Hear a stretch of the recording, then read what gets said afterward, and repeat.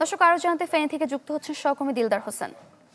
দিলদার, টানা বৃষ্টি না হওয়ার কারণে কিন্তু প্লাবিত এলাকাগুলোর পানি কমতে শুরু করেছে, নিশ্চয়ই দুর্ভোগ কমেনি। কি পরিস্থিতি সেখানকার এখন সব শেষ?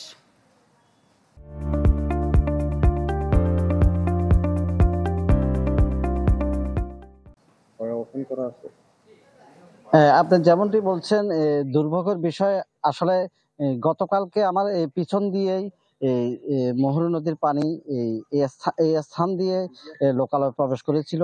প্রায় 15-20 ফুট হয়ে পানি ঢুকেছে, কিন্তু আজকে আমরা দেখতে পেয়েছি যে পাশে যে মহুরী নদী রয়েছে, মহুরী নদীর পানিও প্রায় 15 ফিট 20 ফিট নিচ দিয়ে প্রবাহিত হচ্ছে।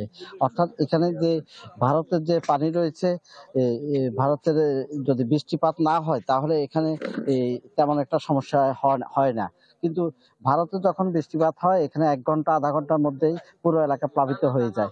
তো সেক্ষেত্রে এখানে যে টেকসই বাঁধের এই বিষয়টা এসেছে, কালকে পানি উন্নয়ন বোর্ডের কুমিল্লা অঞ্চলের অতিরিক্ত চিফ ইঞ্জিনিয়ার সাহেব এসেছিলেন।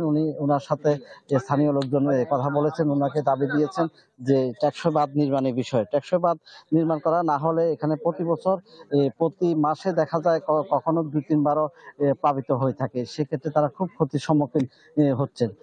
এক্ষেত্রে টেকসই বাঁধের বিষয়ে প্রায় 7,400 কোটি টাকা ব্যয় এখানে বাঁধ নির্মাণের কথা এসেছে, কিন্তু 7,400 কোটি টাকা এখানে এই মুহূর্তে ব্যয় করা সরকারের পক্ষে সম্ভব হবে কিনা, যার কারণে তারা চাচ্ছেন ছোট প্রকল্প গ্রহণ করে তাদের বাঁধগুলো নির্মাণ করার জন্য। তবে কালকে আমাদেরকে আশ্বস্ত করেছেন যে এখানে বাঁধ নির্মাণ করবেন। তবে আজকে আমরা দেখেছি জিও বেগেনে পানি উন্নয়ন বোর্ডের পক্ষ থেকে ভাঙ্গন স্থান মেরামত করার জন্য আজকে দুপুর থেকে নাকি তারা কাজ শুরু করবেন এবং জিও বেগেনে এখানে রেখে দিয়েছেন, আমরা দেখতে পাচ্ছি।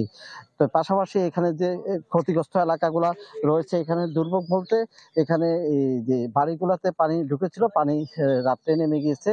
তবে তারা ওই দুর্ভোগের চেয়ে আমাদেরকে জানাচ্ছেন যে বাঁধ নির্মাণটা তাদের বেশি অগ্রাধিকার দিচ্ছে। এই ছিল আমার সর্বশেষ। দিলদার, ধন্যবাদ আপনাকে। দর্শক, ফেনী থেকে যুক্ত হয়েছিলেন সহকর্মী দিলদার হোসেন।